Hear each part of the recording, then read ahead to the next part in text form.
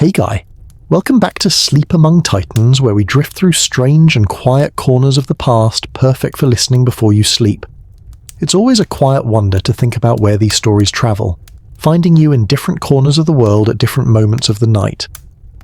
As we get settled in for tonight's journey, I'd love to know where you're listening from. If you feel like it, leave a quiet comment below to let us know what city or country you're tuning in from. It's a nice way to feel connected in this shared space as we prepare to step into another time. You wake up and your first thought is, you're going to leave this bed a 0-star review. It's not just uncomfortable, it actively resists comfort. A coarse sack stuffed with something that feels and sounds suspiciously like discarded breakfast cereal. Every time you shift, it rustles judgmentally, and it is cold. A determined kind of cold, the kind that feels like it has a personal vendetta against you. The air isn't much better. It has the complex bouquet of a damp basement, a dead campfire, and what you can only describe as the angry ancestor of potpourri. Instinctively, your hand fumbles across the straw mattress, searching for a snooze button. A button your tired mind is certain should be right there. Just 5 more minutes, but your fingers find only rough fabric and emptiness. You come to the alarming realization that the snooze button probably hasn't been invented yet. You jolt upright, and that's when you notice the second strange thing. This body, it doesn't feel right. Your shoulders are broader. There's a dull ache in your lower back, but it's not the I sat down wrong kind of ache. It's the I rode a horse for 17 miles yesterday kind. You flex an arm and feel muscle. Actual muscle you don't remember signing up for. Opening your eyes, you see a room made of stone with a single sliver of light for a window. Of course, you've been kidnapped and taken to a medieval-themed hotel with deeply committed terrible service. Either that, or this bed isn't a stylistic choice. It's the standard. And this body, which apparently came with a free gym membership, is now yours. This isn't a dream. It's just a new and deeply confusing reality. All right. A new deeply confusing reality. Step 1, get out of the world's worst bed. You swing your legs over the side and the stone floor immediately tries to steal all the heat from your body. Note to self, this world does not believe in slippers.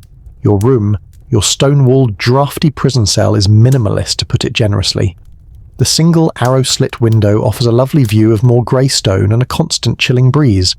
The interior designer was clearly going for a fortress-chic vibe. At the foot of the bed sits a heavy oak chest. You lift the lid, hoping for clues, gold, maybe an instruction manual. No such luck. Inside you find neatly folded tunics and what looks suspiciously like medieval long johns. Thrilling. On the wall hangs a tapestry of a hunting scene, where the stitched deer looks more mildly annoyed than fatally wounded. And you realise as you scan the cold stone walls there are no mirrors, not a single reflective surface. So you have a new body, a new name probably, and absolutely no idea what your face looks like. That's not unsettling at all.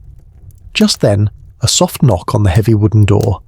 A young boy, no older than 15, slips inside. He carries a metal basin of water, his eyes fixed firmly on the floor. "My lord, Sir Robert," he says, his voice quiet. "Okay, you think, Sir Robert. We have a name. That's progress."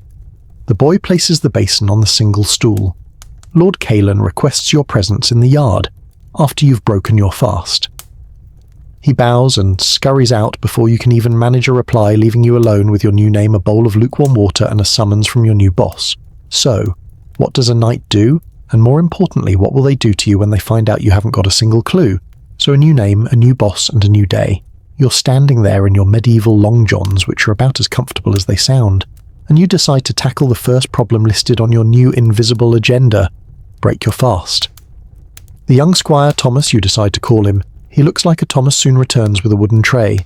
On it sits a slab of dark, heavy bread that looks like it could be used for construction. A wedge of pale cheese and a mug of something that is decidedly not coffee. It's a thin, watery ale. Breakfast beer. Some might see this as a perk of the job. You, however, are beginning to grasp that the lack of caffeine in this era might be a civilization-ending problem they just haven't realized yet. You eat. The bread is dense and requires serious commitment to chew. The cheese is sharp and crumbly. The ale is, well, it's wet. As you force it down, your mind races. Lord Kalen. The yard. What does a lord request the presence of a knight for? Is it a performance review? A joust? A quick beheading? The job description for Sir Robert is alarmingly vague. You don't have to wonder for long. Thomas returns his face, now devoid of any of the earlier nervousness. It's replaced with a quiet, professional focus. He doesn't carry a tray this time. He carries a pile of folded padded cloth. "It is time to arm my lord," he says, and so it begins. He lays out the garments on your sad little straw bed. The first layer is a long linen shirt and trousers, simple enough, but then comes the gambeson. This is essentially a thick padded jacket that reaches your knees stuffed with wool or scrap cloth. Putting it on is like wrestling with a mattress. It's heavy, it's hot, and it immediately restricts your movement. You try to raise your arms above your head, and the whole garment tries to follow. Is this supposed to be comfortable? You want to ask, but you just grunt and let Thomas do his work, tightening the leather ties at the front. You feel less like a warrior, and more like a well-insulated piece of furniture. Next is the arming cap, a padded coif that fits snugly over your head. Thomas ties it under your chin, and the world immediately changes. The sound is muffled, distant. Your peripheral vision is gone. The cap presses against your ears and you can smell the faint musty scent of old sweat and linen. A tiny seed of claustrophobia begins to sprout in your chest. This is before a single piece of metal has even made an appearance. Thomas moves to your legs, wrapping them in padded leggings called chausses, strapping them into place with a series of leather ties. You feel trussed up like a holiday turkey. You take a test step, you don't walk, you waddle. Then Thomas goes to the large oak chest in the corner, the one you'd already looted for clothes, and lifts the lid. This time he reaches deeper. The sound that comes next is a sound you've only ever heard in movies, and it sounds nothing like it does in the movies. It's a low metallic cascade like a waterfall of steel rings. He pulls out a shirt made of chainmail. The mail hauberk is beautiful in a deadly industrial sort of way. Thousands of tiny interlinked iron rings gleaming dully in the grey light. Thomas holds it up and you brace yourself. He brings it down over your head. The weight is astonishing. It's not like lifting something heavy. It's a dead oppressive weight that settles onto your shoulders, your chest, your back all at once. It's a cold, heavy liquid blanket of steel that drapes over the thick padding of the gambeson. You feel your posture change, your shoulders slumping forward under the burden. Breathing suddenly takes effort. Each inhale has to push against the sheer mass of iron clinging to your torso. The light humour of the breakfast beer is long gone. This is real. This is the weight of your new life, and it is crushing. Thomas doesn't seem to notice your internal crisis. He's a professional.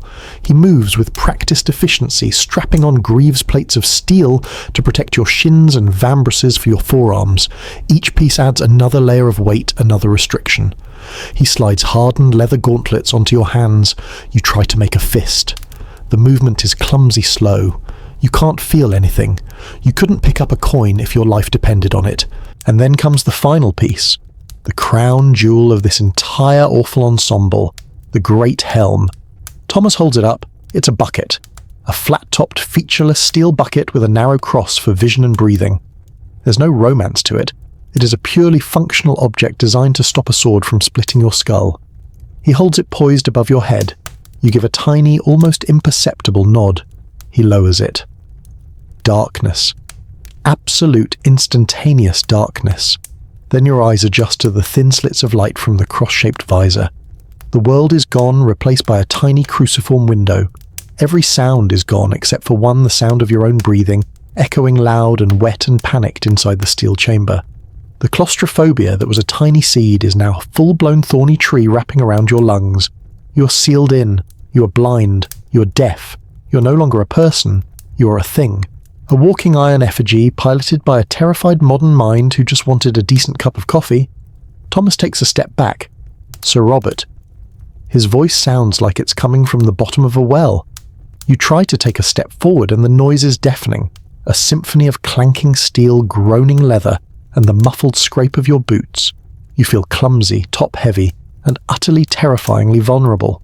You still haven't seen your face, and now, ironically, it's hidden from the entire world behind a featureless mask of steel. Thomas steps forward and places something cold, heavy, and solid into your gauntlet. You look down, your vision swimming through the tiny slit. A sword. The hilt is wrapped in leather, the crossguard simple and unadorned. Its weight in your already burdened hand is just one more insult. Lord Caelan is in the yard, my lord. the distant voice of the squire says, "The horses are ready." The horses? You have to get on a horse, dressed like this. Your mind, already reeling, stumbles on that single impossible thought. How in the world are you supposed to get on a horse? The horses, the final insurmountable hurdle in this medieval obstacle course. Your mind, which is currently a frantic squirrel trapped inside a steel bucket, latches onto that single thought. You've just been crammed into 1,000 pounds of metal and padding. You can barely see, you can't really hear, and now a teenager expects you to climb onto a 1,000-pound animal that has a mind of its own. This is fine. Everything is fine. You don't have a choice. You shuffle forward, following Thomas your every step, a noisy clanking declaration of your own incompetence. The walk down the narrow stone corridor and out into the castle yard feels like a mile. Each step is a carefully calculated risk, especially when you encounter a short flight of stairs. You can't see your own feet. You put your gauntleted hand on the cold stone wall for balance, your visor pointed at the ground, and take each step down like it's a leap into the Grand Canyon. The scraping sound of your metal-soled boots on the stone is excruciatingly loud in the confines of your helmet. Then you emerge into the daylight of the yard. It's not bright sunny daylight. It's a pale, watery English daylight that filters through a sky the colour of dishwater. But after the gloom of the keep, it's blinding. You squint through the visor slits. The yard is mostly mud and cobblestone, smelling of horses and damp earth, and there, standing patiently with Thomas, is your ride. It's not just a horse, it's a monster, a destrier, a warhorse, and it is enormous. It's a mountain of dark brown muscle, its breath pluming in the chilly air. It's bigger than any horse you've ever seen in real life.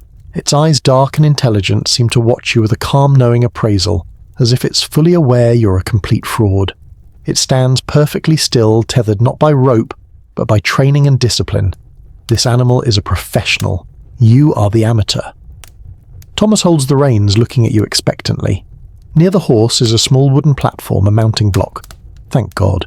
For a second you imagined you were supposed to just leap into the saddle.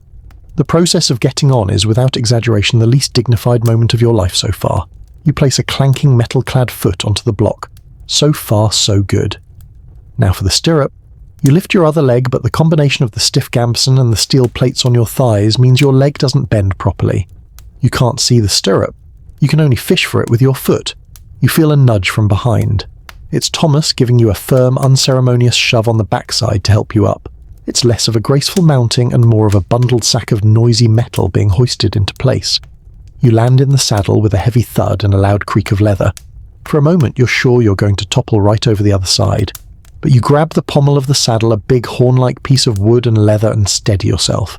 You're ridiculously high off the ground. You can feel the immense living power of the animal beneath you, the way its muscles shift as it adjusts to your weight. It's terrifying and, for a split second, absolutely exhilarating. Thomas hands you the thick leather reins. You take them in your clumsy gauntlets, having no idea what to do with them. You don't have to. The horse already knows the plan. With a gentle nudge from Thomas, it turns and begins to walk, carrying you out of the yard and through the main gate of the keep. The sound of its hooves changes from the sharp clack on the cobblestones to the heavy thump-thump on the wooden drawbridge, and finally to a soft rhythmic squelching on the muddy track outside the castle walls. You're on patrol, and the strangest thing happens. The panic begins to subside. The horse knows the path.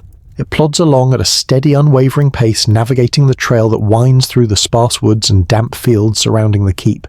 You don't have to steer. You don't have to do anything but sit there and try not to fall off. So your mind, freed from the immediate task of survival, starts to notice things. The world through your visor is a narrow, moving band of greens and browns. You see the skeletal branches of trees against the grey sky. You see patches of hardy green moss clinging to rocks. But mostly you hear and you feel. You hear the constant rhythmic creak of the leather saddle, a sound that quickly becomes comforting. You hear the jingle of the harness, a tiny metallic counterpoint to the soft thud of the hooves. You hear the wind whistling past the ventilation holes in your helmet. You feel the gentle rocking sway of the horse, a cadence that your body against all odds begins to adjust to. You feel the cold air managing to find the tiny gaps in your armour, a welcome relief from the stuffy heat building inside. The horse is a silent, breathing, steady engine carrying you through its world. You lean forward, a difficult and noisy manoeuvre, and clumsily pat its thick neck with your gauntlet. The horse's ear twitches, but it doesn't break its stride. It's the first real connection you've made. A quiet understanding passes between the imposter and the professional. He'll do the work, you just need to hang on. The humour of your situation, the absurdity of it all, fades into a quiet, meditative rhythm. You're not just a man in a suit of armour anymore, you're a rider. After what feels like an hour, the keep comes back into view, a dark grey silhouette of stone against the pale sky. The patrol was uneventful. No ambushes, no damsels in distress, no dragons. Just a long, slow walk. Maybe you realise this is most of what being a knight actually is. Not glorious battle, but the mundane, repetitive, quiet duty of simply being present, of being a deterrent. As you ride back into the yard, your newfound sense of calm evaporates. Standing on the steps leading to the great hall, his arms crossed, is a man. He's older, with a grey-streaked beard and a severe expression, dressed in fine wool instead of steel. He watches you approach his eyes, tracking your every clumsy movement. You don't need to be told. You know exactly who that is. Lord Calen, your boss, and he's been watching. The performance review, it seems, is about to begin, and first you have to figure out how to get off this horse. There he is, Lord Calen. He isn't smiling. You feel a sudden cold dread that has nothing to do with the chilly English air, and everything to do with the fact that you're an imposter in a very expensive suit of armour, and the man who owns it is staring directly at you. This is it. This is the part where you get fired. Or you know the medieval equivalent, which probably involves a lot more sharp objects. Your trusty Squire Thomas, ever the professional, seems to sense your paralysis and leads the warhorse over to the mounting block. Now you have to perform the most difficult task of all, getting off. It proves to be even less graceful than getting on. It's a controlled fall, more or less. You swing a leg over a manoeuvre that sends a chorus of metallic groans through the quiet yard and stumble your way to the ground, landing with a heavy jarring thud that rattles your teeth inside your helmet. You manage to stay upright. You count this as a resounding success. Sword in hand, you begin the long walk across the muddy yard toward the stone steps where Lord Calen waits. Every clanking step feels like a confession. Fraud. Fake. Doesn't know what he's doing. You reach the bottom of the steps and halt, waiting for the verdict. Calen looks you up and down, his expression unreadable. His gaze is sharp, analytical. He doesn't comment on your patrol, your horsemanship, or your near tumble. "Sir Robert," he says, his voice a low baritone that cuts cleanly through the air. "Good. You're back. You're needed in the hall. Justice waits for no man, least of all for his dinner." And with that he turns and sweeps into the keep. You're left standing there for a second, processing. Not a performance review then, a work assignment. You don't know if that's better or worse. You follow him, your clanking footsteps echoing his silent tread. You step into the great hall, and the sensory experience hits you immediately. The air is thick with the smell of old wood smoke from the central hearth, the faint, greasy scent of long-eaten roast meat, and an earthy, almost sweet smell from the rushes strewn across the floor. Underneath it all is the faint human smell of a lot of people living in close quarters. It's the smell of life, raw and unfiltered. The hall is vast and dim. At the far end, two men are standing before a long, heavy table. They look like peasants dressed in worn, earth-stained tunics. Their faces are a roadmap of hardship, tanned by the sun and lined with worry. They twist their caps in their hands, their nervousness palpable. Lord Calen takes his seat in a large, high-backed chair at the head of the table. He gestures to a spot beside him. You, Sir Robert, the mighty armoured knight, are to be his wingman for this little judicial proceeding. You stand beside his chair, trying to look imposing and official, while inside your helmet your heart is hammering. You are a symbol of the Lord's authority, a walking, breathing, terrified threat. "Well," Calen says, his voice filling the quiet hall, "let's hear it. Godfrey, you first. What is the meaning of this?" The taller of the two peasants, Godfrey, steps forward. "My lord," he begins, his voice rough. "It's Agnes's pig. Again, a devil in swine's flesh it is. Tore through my fence, the one I just mended, mind you, and laid waste to my cabbage patch. My whole winter crop, lord. Ruined." Calen turns his gaze to the other person, a stout, red-faced woman named Agnes. "Agnes, your pig has a taste for cabbage." "He's a good pig, my lord," she insists, her voice defensive. "And that fence of his is made of twigs and wishes. A strong wind could knock it down, let alone my Bartholomew. It's not Bartholomew's fault he was tempted by shoddy craftsmanship. Your modern mind is reeling. This is it. This is the law. No lawyers, no evidence bags, just a pig named Bartholomew and a patch of ruined cabbage. Godfrey claims sabotage, Agnes claims negligence. They argue back and forth, their voices rising with passion. To them, this isn't a small claims court case. This is their livelihood. That cabbage is their food for the winter. That pig is Agnes's most valuable possession. You stand there, a silent iron giant, listening to it all. Your only job is to exist to remind them of the power that sits at this table. Calen listens patiently, his fingers steepled. He lets them vent their frustrations, their accusations, their fears. Finally, he holds up a hand. Silence falls instantly. Agnes, he says calmly, your pig is your responsibility. You will help Godfrey mend his fence properly with new wood, and you will give him one of your hens as payment for the cabbages he lost. Agnes looks like she wants to protest, but she sees the finality in his eyes. Godfrey, Calen continues, you will accept the hen, and you will work with Agnes to build a fence that can withstand a curious pig. I do not want to hear about Bartholomew's adventures again. Is that understood? They both nod, mumbling, yes, my lord. Their shoulders are slumped, neither one happy, but both accepting. Justice here isn't about victory. It's about restoring a balance, however grudgingly. It's about making sure the tiny ecosystem of the village doesn't tear itself apart over a pig. Go then. Calen dismisses them with a wave. They bow awkwardly and shuffle out of the great hall. Silence descends again, broken only by the crackle of the fire and the sound of your own breathing in your helmet. Calen turns to you. For the first time, you see something other than stern authority in his eyes. A flicker of weariness, maybe. Justice is rarely about what's fair, Sir Robert. He says quietly, more to himself than to you. It's about what works. Now, for God's sake, go and get out of that armor. The evening meal will be served soon, and I expect you to join me. You've been a fine, quiet statue. Now I need to see if you can hold a conversation. The relief is so profound, it almost makes your knees buckle. Permission to be free of this steel prison. As you turn to leave, your eyes are drawn to a wooden gallery high above the hall. A woman stands there half hidden in the shadows, watching. Lady Eleanor. She meets your gaze for just a fraction of a second before melting back into the darkness. You have a dinner to survive, a conversation to fake your way through, and you have the distinct feeling that you are being watched not just by your lord, but by his lady too. Permission. You've been given permission to be free. You practically flee the great hall, your simple leather boots making none of the racket of your armoured ones. You feel light, almost dangerously, so as if a strong wind could blow you away. The relief is so intense it makes you dizzy. Back in your stone-walled room, Thomas is waiting, ever present, ever silent. He's like a stagehand in the play of your life, appearing exactly when needed to change the scenery. The process of getting out of the armour is 100 times better than getting into it.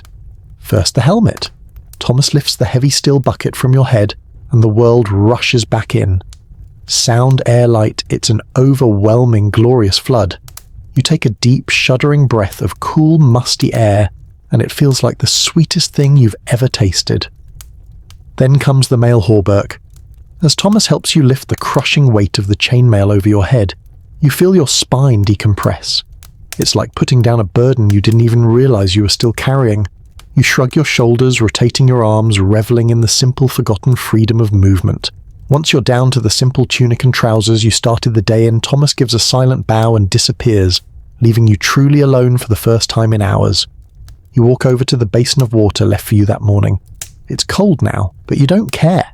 You splash it on your face, washing away the grime and sweat of the day. And for a moment you pause, looking at your reflection in the disturbed surface of the water. It's a blurry, rippling portrait. You see the vague shape of a face that isn't yours, the impression of dark hair, a strong jawline, high cheekbones. Is that a faint scar above the eyebrow? The image wavers and breaks before you can get a clear look. It's like trying to remember a dream. You know the shape of it, but the details remain frustratingly out of reach. You're still a stranger to yourself. A distant bell tolls, signalling the evening meal. Your stomach rumbles. As much as you dread the coming social ordeal, your body, this new physically taxed body, craves sustenance. You smooth down your tunic, take one last deep breath, and head back to the lion's den. The great hall is transformed. The pale, watery daylight has been chased away by a warm, flickering darkness. Torches set in iron sconces line the walls, their flames casting long dancing shadows that make the room feel both larger and more intimate. A huge fire roars in the central hearth, its orange glow the heart of the keep. A pair of large, shaggy hounds who you swear weren't there before are sleeping so close to the flames you're amazed their fur isn't singed. The long tables are filled now not with nervous peasants, but with the people of the keep. Men-at-arms, household staff, other figures you don't recognise. The air is filled with a low, pleasant murmur of conversation, the clatter of wooden plates and cups, and the occasional hearty laugh. It's not the wild, raucous feast you might imagine. It's more like a company cafeteria, just with more open flames and a distinct lack of plastic trays. You're directed not to these tables, but to the high table, set on a raised platform at the end of the hall. This is the VIP section, and your seat is there waiting for you. Lord Caelan is already seated, as is the woman from the gallery, Lady Eleanor. Up close she's even more striking. She's calm and poised, her expression serene, but her eyes are sharp and miss nothing. You take your seat, giving a stiff, hopefully knightly nod. The pressure is immense. You feel more exposed now in this simple tunic than you did in a full suit of armour. At least the armour gave you an excuse to be silent and awkward. The meal begins. Servants bring platters of food. Tonight it's roasted chicken. There are no forks. You watch the others for a cue. Caelan simply picks up a piece with his hands, so that's how it's done. You follow suit, tearing off a leg of the chicken, feeling like a complete barbarian. The bread, you notice, isn't just for eating. It's used as a plate, a sponge, a tool. A trencher, your hazy memory of history documentaries supplies. The wine is poured. It's thin and watered down, but after the day you've had it, tastes like the finest vintage. For a while there is a comfortable silence, punctuated only by the sounds of eating. Then Caelan speaks. The patrol was quiet. He states more than asks. This is your test, the conversation. You decide your best strategy is that of a man of few but thoughtful words. Yes, my lord. Quiet, you reply. He nods, seemingly satisfied with this riveting exchange. But then a new voice joins, softer, but with a clear melodic tone. The air felt different today, did it not, Sir Robert? It's Lady Eleanor. She's looking at you, a faint, curious smile on her lips. There is a cold edge to the wind now, a promise of winter. It's a poetic observation. It demands more than a one-word answer. You can't just grunt in agreement. You scramble for something, anything, to say that sounds like it might come from a knight, and not a confused 21st century imposter. The trees agree with you, my lady. You manage your voice, sounding rough to your own ears. They are starting to let go of their leaves. It's clumsy, but it seems to work. Lady Eleanor's smile warms slightly, and she gives a small nod before turning her attention back to her meal. You feel like you've just defused a bomb. You spend the rest of the dinner in relative silence, eating, listening, and trying to appear as if you belong at this table, in this hall, in this century. When the meal is over, Caelan gives you a curt nod. Good, he says simply. It seems to be his highest form of praise. You are dismissed. You stand bow stiffly to your lord and his lady and beat a hasty retreat. As you walk away from the high table back towards the shadows of the hall, you feel a gaze on your back.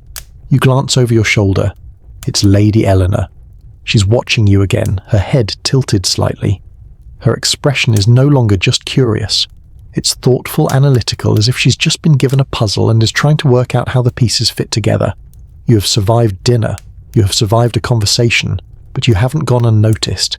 And you have a sinking feeling that while Lord Caelan may be satisfied with a quiet statue of a knight, his lady is far more interested in the man who lives inside the armour.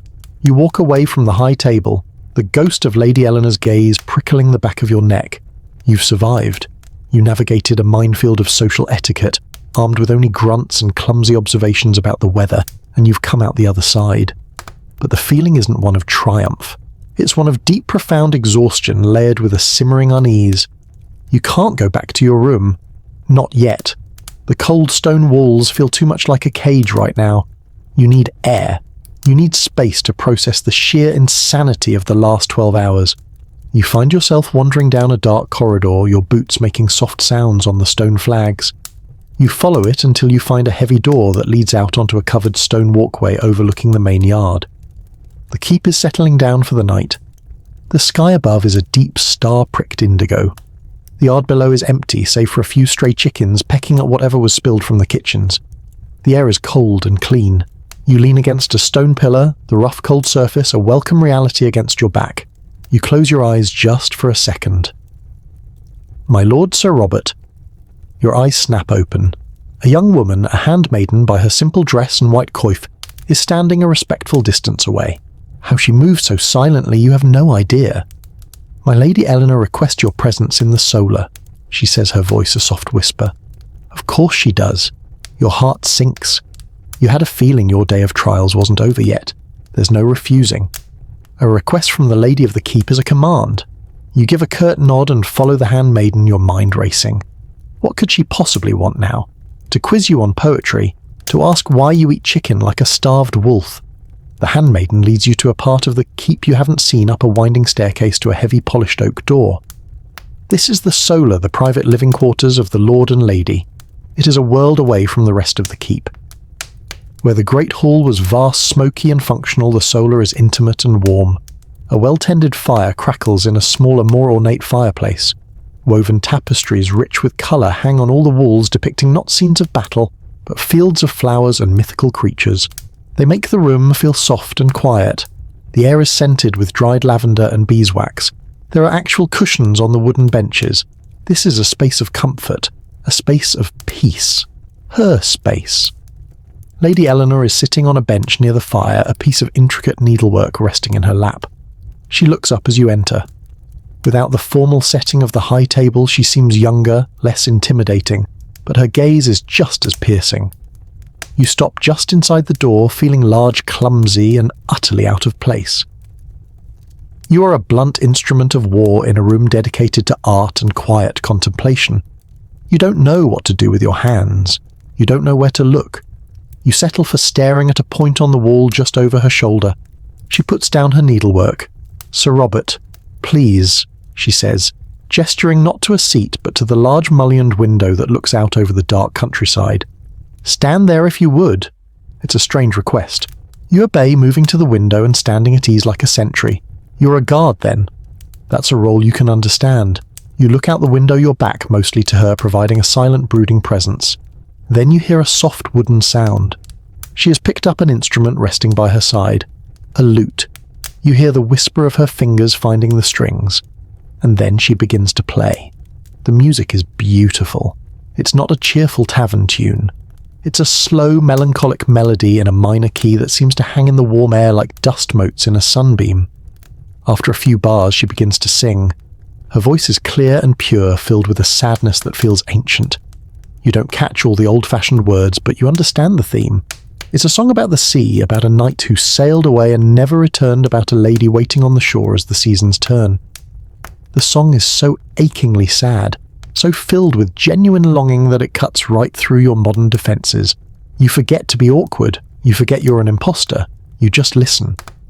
In this moment, the romantic, chivalrous ideal you've only ever read about feels real. It's not about glory or battle. It's about this. About duty and loss and the quiet heartaches that fill the spaces between wars. The final note of the lute hangs in the air, then fades into silence. The crackling of the fire seems loud now. Thank you for listening, she says softly. You turn from the window to face her. Her eyes are shadowed, her expression vulnerable. She looks up at a high shelf built into the stone wall. On it rests a small book bound in dark leather. I cannot reach it, she says, her voice returning to its normal composed tone. Sir Robert, would you be so kind? It's such a simple domestic request. You walk over, reach up your height easily, allowing you to grasp the small volume and take it down. The book is cool in your hand. You turn and hand it to her. For a fraction of a second, as she takes it from you, her fingers brush against your own. The touch is featherlight accidental, but it feels like a bolt of lightning in the quiet room. She looks down at the book, then back up at you. Her eyes hold yours for a moment longer than is strictly necessary. Thank you, Sir Robert. That will be all. You are dismissed. Again. You bow your movements, feeling stiff and mechanical, and leave the solar, closing the heavy oak door gently behind you. You walk back down the stairs, your mind a whirlwind. The sad, beautiful melody of her song echoes in your head. The brief electric touch of her hand tingles on your skin. That wasn't a summons for a guard. It wasn't a test of your strength. It was something else entirely. A shared moment of sadness. A performance meant to communicate something you don't understand. a glimpse into the profound loneliness of a lady in a stone tower. You don't have any answers. All you know is that you need to be alone. You need to be somewhere high up under the open sky to try and make sense of the man you're supposed to be and the complex hidden lives of the people you now live among. You need to find the battlements. You leave the warmth and complexity of the solar behind, closing the door on the scent of beeswax and the ghost of a sad song. Your mind is a tangled knot of questions. You need to be somewhere simple, somewhere elemental. You need the sky. You navigate the sleeping, keep your footsteps soft in the quiet corridors. You find a narrow, spiraling staircase, the stone steps worn smooth in the center, from centuries of use. It winds upward into the cold and the dark. The air grows fresher, cleaner with each step. Finally, you reach a low iron-banded door. It groans in protest as you push it open, and you step out into the night. The wind hits you first, a steady, clean wind that whips at your tunic and chases the last of the stuffy indoor air from your lungs. You're on the battlements, the high stone walkway that crowns the keep. After the enclosed confining spaces below, the sudden sense of openness is staggering. The world has fallen away at your feet. You walk to the edge to one of the crenellations that punctuate the wall and you look out. Below the keep is a collection of dark, silent roofs, with only a single torch sputtering in the main yard, its light a tiny island in a sea of black. The village beyond is a patch of even deeper, more absolute darkness. There are no streetlights, no glowing windows, no faint hum of electricity. It is a true, profound, primeval night. And then you look up, and you forget to breathe. It's the same sky you've known your whole life. Orion is there, the Big Dipper. You can trace the familiar patterns, but you have never ever seen it like this. Without the haze of a billion electric lights, the stars don't just twinkle. They burn with a cold, fierce, silent intensity. The space between them isn't black. It's filled with a faint glittering dust. And stretching across the entire expanse of the heavens is the Milky Way, not a faint smudge, but a vast glowing river of light, a celestial cloud of impossible beauty. The raw, overwhelming majesty of it stills the frantic squirrel in your brain. Your anxieties about Lord Caelan, your confusion over Lady Eleanor, the constant nagging fear of being discovered as an imposter, all of it seems ridiculously small, petty and insignificant under this silent, eternal canopy. The only sounds are the wind whistling through the stonework and from far, far away the lonely, haunting howl of a wolf. It's a sound you've only ever heard in recordings, but here it's real. It's a part of the world's wild, untamed heartbeat. You lean your arms on the cold, rough stone of the parapet. You are a man from another time standing on a wall built by men long dead, looking at stars that have looked down on all of human history. For the first time since you woke up on that miserable straw bed, the frantic struggle to survive ceases. It's replaced by a quiet, humbling sense of wonder. This is your world now. The crushing weight, the clumsy armor, the strange food, the silent, watchful lady, and this impossibly beautiful, star-drenched sky. It is all yours. The panic is over. The fight is over. A new phase is beginning, not about faking it, but about living it. You look down at your hands resting on the stone, these hands that are not your hands. What stories could they tell? What battles have they fought? What scars do they carry from a life you never lived? You realize with a sudden clarity that if you are to be Sir Robert, you must first understand who he was. Not just the name, but the man, the body and the soul you now inhabit. The wind picks up and you pull your tunic tighter. The night is long, and for the first time you feel ready to face whatever comes next. You leave the vast, silent judgment of the stars behind and descend back into the heart of the keep. The wind's howl fades, replaced by the sleeping silence of the castle. But the feeling you had up on the battlements, that sense of quiet purpose, comes with you. You're not just aimlessly wandering back to your room to sleep. You're on a mission, your first truly personal one. Back in your chamber, the air is cold and still. The fire in the hearth is little more than a pile of glowing red embers breathing softly in the dark. It's not enough light.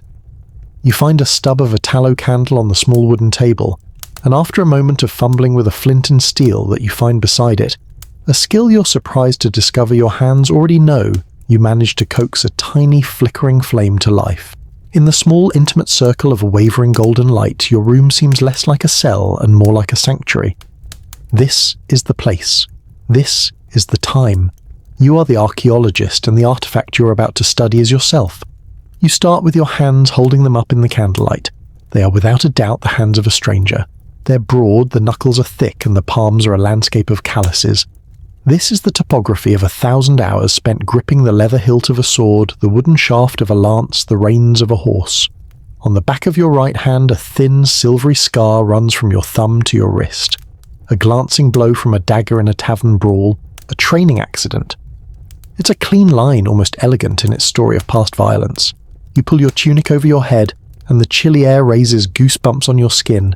You hold the candle closer, turning slowly, examining the torso that is now yours. And you see that the story of Sir Robert is not one of elegance. It is a brutal, messy epic written directly onto his skin. There on your left side, just above your hip, is a puckered, ugly, round scar the size of your thumb. You don't need a medical degree to diagnose it. An arrowhead went in there. You trace its raised, tough edges with your fingertip, and you can almost feel a phantom echo of the pain, the searing, white-hot agony of the impact, the feverish, sweat-soaked weeks of recovery, the constant gnawing fear that the wound would fester and kill you. This body survived that. The man you have replaced was tougher than you could ever imagine. Higher up, a long, jagged line runs diagonally across your ribs. It's a sword cut. You can picture it a blow that slid past a shield or found a gap in the mail, slicing through the gambeson and into the flesh. Not deep enough to be fatal, but deep enough to leave this permanent ragged signature. And there are others. A small circular burn mark on your thigh, probably from a stray ember leaping from a campfire. A patchwork of smaller faded nicks and cuts across your forearms, the everyday language of a life lived with sharp objects and without antiseptic. Each mark is a sentence in a story. A skirmish on a disputed border, a fall from a horse, a desperate close-quarters fight in the mud and the rain. You're looking at the resume of a professional soldier, and as you stand there in the flickering candlelight, a profound shift happens within you. The feeling of being an imposter, a thief who has stolen someone else's body, begins to dissolve. You are not a separate entity borrowing this flesh. You are the inheritor of it. These scars are your scars now. This history is your history. You survived the arrow. You endured the blade. The body remembers, and you are its consciousness. A new emotion takes root in your chest, crowding out the fear and the sarcasm. It's respect. A deep and abiding respect for the man who built this body, who defended it, who carried it through a world of pain and peril. You have a duty, you realize, not just to keep this body alive, a duty to honor its incredible resilience. You blow out the candle, plunging the room into a comforting darkness.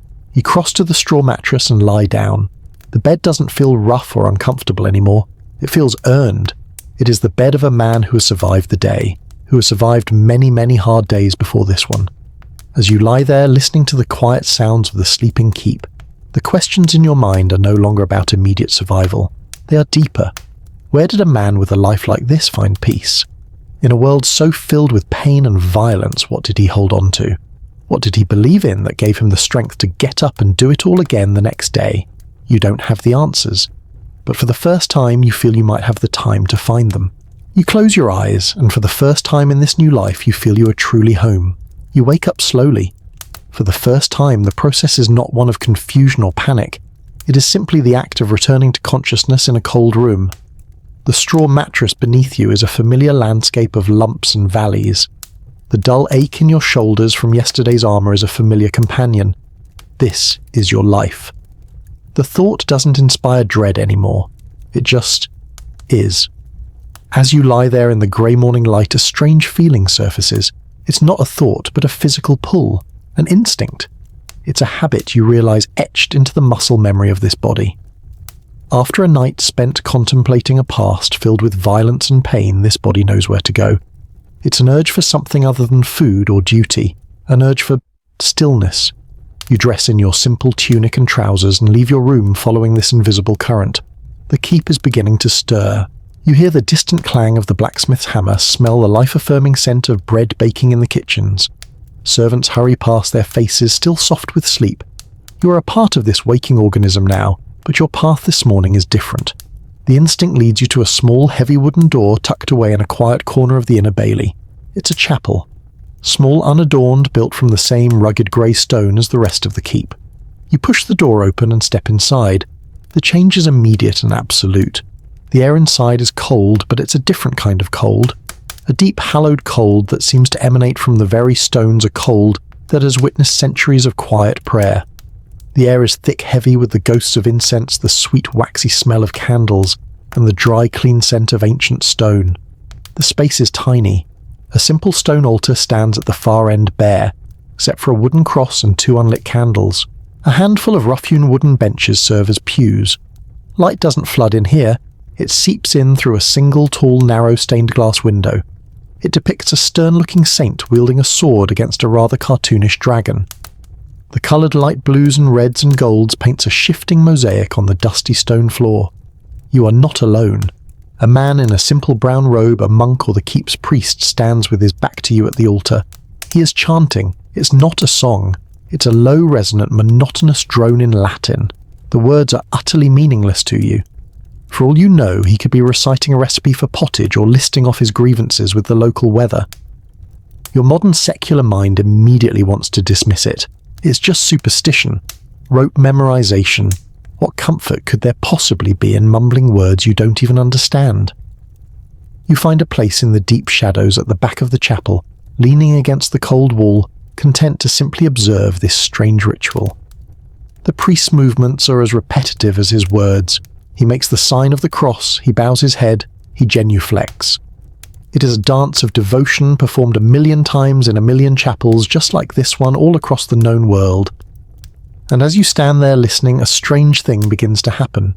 You stop trying to understand the words. You stop trying to analyze the theology. You just let the sound wash over you. The priest's droning chant isn't about communication. It's about rhythm. It's a steady, predictable, unwavering hum in a world of chaos. It's a human metronome marking time against the entropy of life and death. You look at the coloured light on the floor. You feel the ancient cold of the stone at your back. You listen to the hypnotic whispered Latin. And you understand. This is the answer to the question you fell asleep with. This is where Sir Robert came for solace. He didn't come here for intellectual debate or theological reassurance. He came here for the quiet. He came for the ritual. He came because in a life defined by the unpredictable violence of men, this place was a sanctuary of absolute unchanging predictability. The knowledge that every morning these prayers would be said, this stone would be cold, and this coloured light would fall upon the floor, it was an anchor. It was a rock to hold on to when the world was trying to tear you apart. You don't have to share his faith to understand the peace it brought him. You can feel it yourself, a quiet sense of calm settling in your chest. It's the peace of letting go. The peace of accepting that some things are beyond your understanding and finding comfort in the rhythm, rather than the reason. The priest's chant comes to an end. The silence that follows is profound. Before he can turn around, you slip out of the heavy door back into the morning light of the keep. The air outside feels warmer now. The sounds of the waking castle seem less jarring. You have found the keep's quiet centre, the source of its spiritual strength. But you know that this castle, this small island of stone and faith, is not the whole world. It is subject to the whims of kings and the changing tides of fortune. And you wonder how long the peace you've just found can possibly last when the world outside the gates is always waiting. You find that the days following your nocturnal revelations begin to fall into a strange and quiet rhythm. The initial shock of your situation has worn off, replaced by a steady day-to-day reality. You wake, you break your fast with the dense bread and weak ale, you spend time in the yard. Today you're attempting to practice with a sword. It's a disaster. The muscle memory in this body knows the basic forms, but your modern brain keeps getting in the way, overthinking every move. You feel less like a fearsome knight and more like a man trying to fight off a swarm of invisible bees with a heavy iron stick.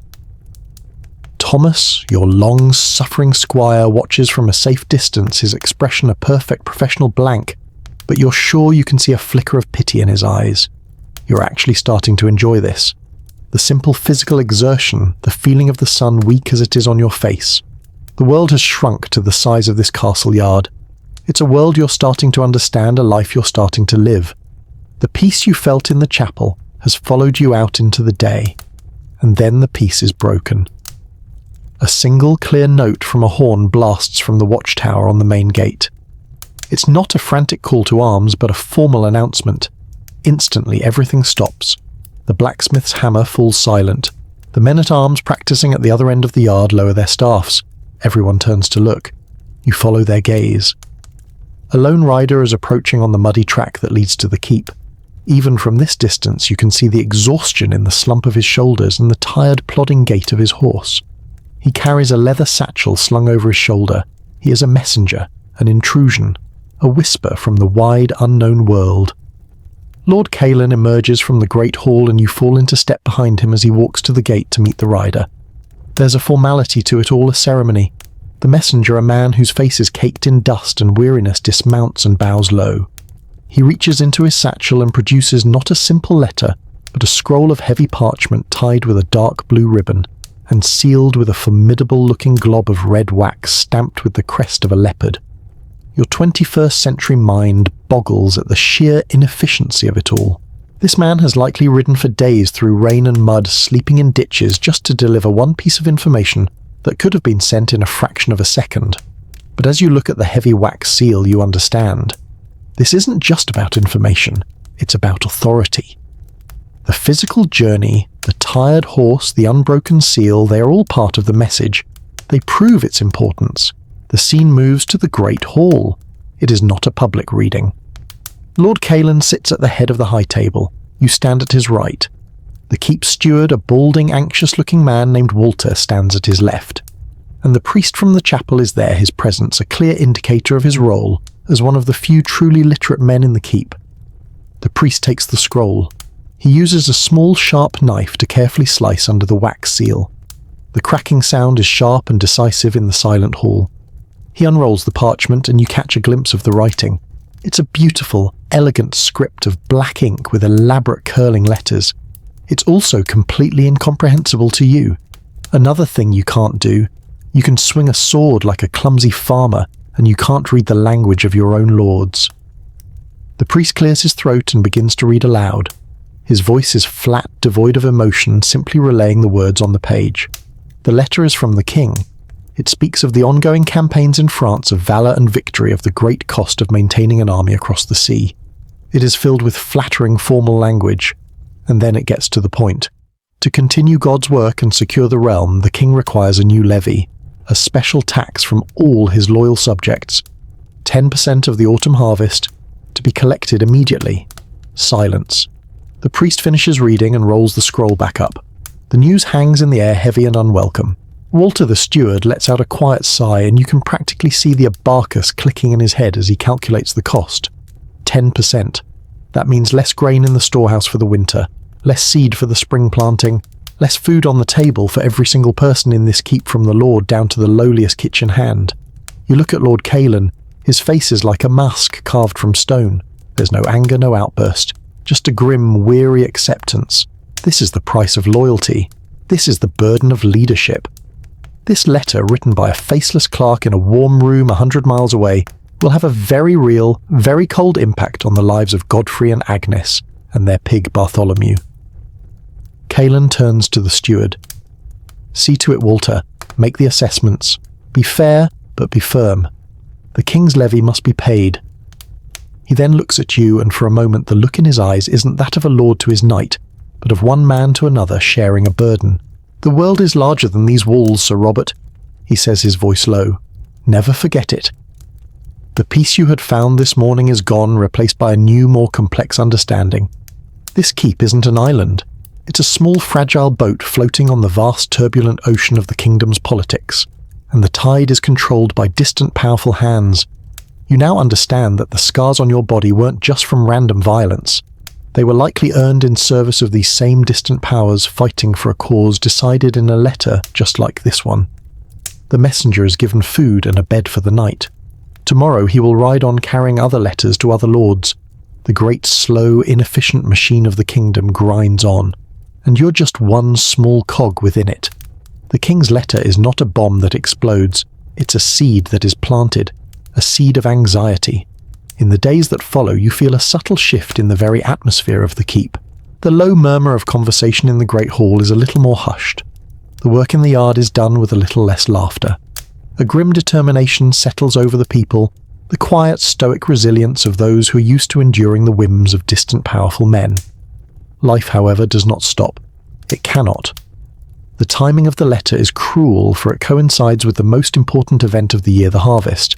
And so the rhythm of the keep becomes dictated not by royal decree, but by a much older, much more powerful authority, the turning of the seasons. As a knight, you are not a farmer. Your hands are for a sword, not a scythe. So you become an observer. You continue your daily patrols on your silent, steady companion of a horse. But now your path takes you along the ridges overlooking the fields, and you watch the great slow drama of the harvest unfold below. Weeks begin to blur, and you stop measuring time by days and start measuring it by the changes in the world around you. At first, the change is in the light. The sun loses its high summer strength, and the light that slants across the land becomes softer, more golden. The shadows of the trees stretch longer across the fields, even at midday. Then the colour begins to bleed from the world. The deep uniform green of the landscape gives way to a breathtaking transient mosaic. The great oaks turn a deep, burnished bronze. The maples become bursts of fiery red and blazing orange. The fields of wheat once green are now a vast ocean of gold bowing in the wind. You watch as the villagers move through it, a small army with sickles and scythes working from sunrise to sunset. The rhythmic swish and thud of their work becomes the new soundtrack of the keep, a sound of both bounty and desperation. The very air changes its scent. The sweet smell of summer grass is replaced by the dry, dusty scent of cut grain and the rich, earthy smell of turned soil. As the orchards are harvested, the air becomes thick with the sweet wine-like aroma of apples, a scent that is soon joined by the smoky plume from the cider press. And every evening the cool, damp air carries the comforting, universal smell of wood smoke, as every hearth in the keep and the village is lit against the growing chill. You feel the change on your skin. You start the day reaching for a heavy wool cloak, the chill in the air sharp and invigorating. The stone of your room seems to hold a deeper, more persistent cold. You find yourself seeking the warmth of the fire in the great hall, a silent communion you now share with the hounds and the other men-at-arms. Even the food changes. The table is no longer filled with the light greens of summer. Now it groans under the weight of the harvest. Hearty stews thick with potatoes, carrots and turnips. Fresh bread baked from the newly threshed wheat, so fresh it steams when you break it open. Roasted venison and boar from the autumn hunts. This is the paradox of the season. You are feasting on the bounty of the land, all while knowing that a tenth of it is already promised to a king you will never see. Walter the steward is a constant sombre presence, his ledger and quill never far from his side, as he tallies the wealth of the harvest before it is stored away. And as the world outside changes, you find that you are changing with it. Your clumsy sword practice begins to feel less clumsy. The movements once so alien now have a certain rhythm, a flow. You know the guards on the wall by name. You recognize the face of the blacksmith, the cook, the stable master. You're no longer just an observer. You're part of the fabric of this place. Your internal monologue, once a constant stream of sarcastic commentary and panic, is now quieter, more observational.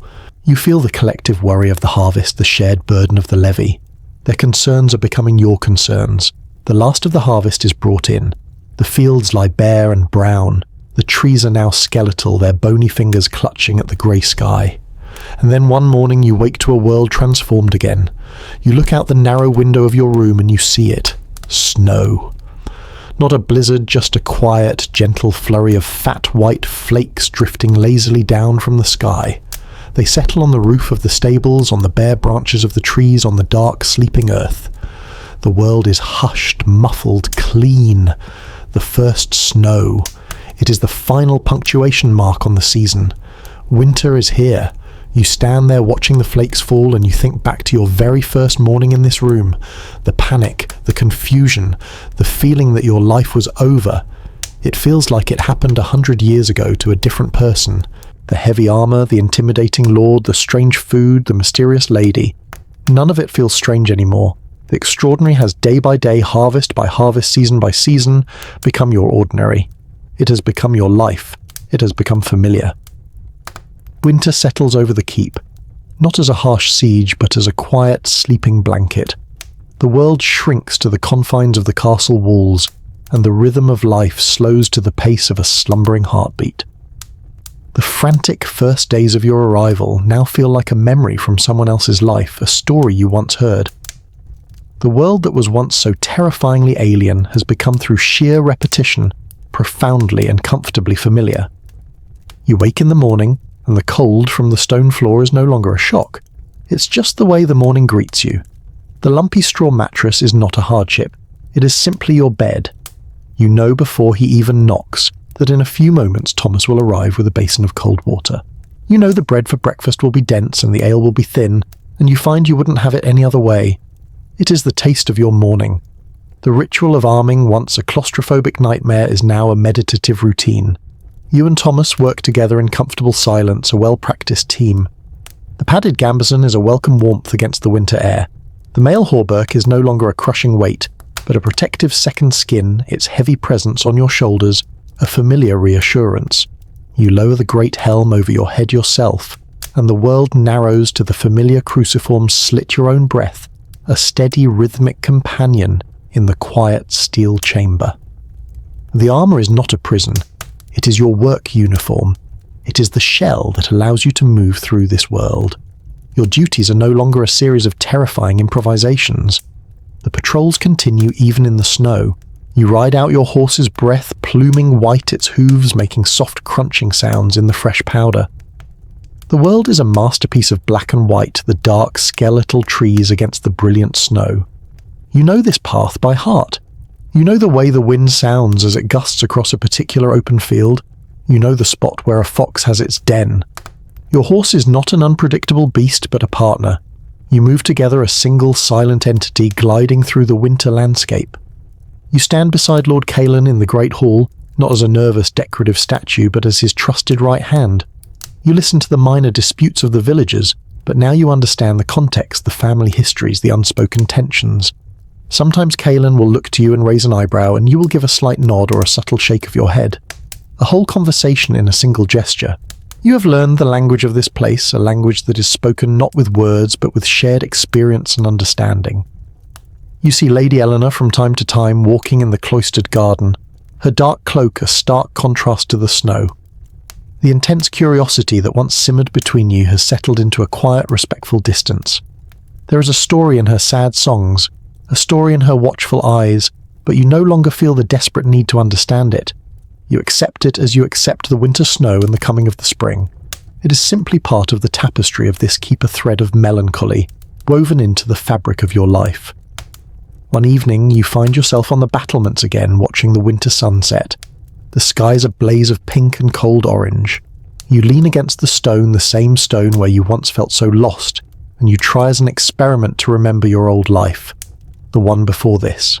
You try to picture your old apartment. You remember there was a window, but you can't quite recall the view. You try to remember the feeling of a steering wheel in your hands, the glow of a computer screen, the taste of coffee. The memories are there, but they are like old faded photographs. They lack colour, sensation, reality. They feel like a dream you had a long, long time ago. And you realise the truth. The modern man, the imposter, the frantic, sarcastic voice that once narrated your every panicked moment. He's gone. He didn't die. He just faded away day by day, season by season. He slowly, quietly dissolved into the man who stands here now. There is no more conflict. There is no longer a man from the future trapped in the past. There is only you, Sir Robert, a knight of a small northern keep. Your past is a collection of scars you can feel, and your future is the turning of the seasons. The struggle is over. You look out over the quiet, snow-covered land as darkness falls. You are not trapped. You are not lost. You are home. The last of the sun's colour bleeds from the horizon, leaving behind a sky of deep velvety indigo. The first stars of the evening prick the darkness cold and bright and diamond sharp. They are old friends now. You stand on the battlements, a silent guardian watching over a sleeping world, and you feel a sense of peace so profound, so complete, it settles into your very bones. The long, strange journey is over. The man you were is a ghost. The knight you are is home. You turn from the cold parapet and walk back towards the warmth of the keep. Your footsteps are quiet, sure-footed on the familiar stone. You move through the great hall, now empty and cavernous.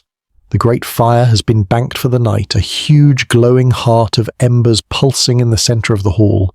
One of the hounds lifts its head as you pass, thumps its tail twice against the floor in sleepy recognition, and then lays its head back down. This is your keep. These are your halls. You climb the winding stairs to your chamber.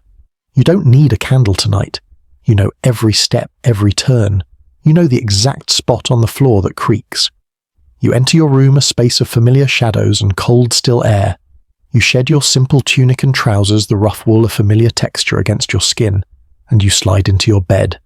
The straw mattress rustles a sound that is no longer one of hardship, but one of homecoming.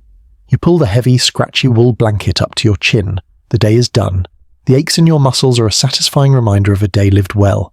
You listen to the sound of the wind outside your small window, a lonely ancient lullaby. You are Sir Robert. You are a knight in your castle at the edge of the known world, and as you close your eyes you drift toward a deep and dreamless medieval sleep, and as he drifts away in his cold stone room, you can begin to feel the world around you, feel the surface that supports you.